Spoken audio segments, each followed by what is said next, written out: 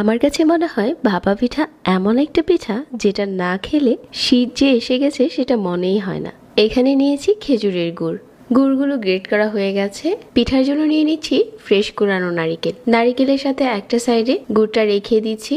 আর পিঠার জন্য নিয়েছি আমি এখানে 4 কাপ চালের গুঁড়া, সাথে স্বাদ মতো লবণ মিশিয়ে নিচ্ছি। তারপর অল্প অল্প করে পানি দিয়ে একটা গোলা তৈরি করে নিচ্ছি। ভাপা পিঠার যে গোলাটা হয় এটা পানি একবারে দেওয়া যায় না, অল্প অল্প করে পানিটা দিতে হয় আর হাত দিয়ে এভাবে করে মিশাতে হয়।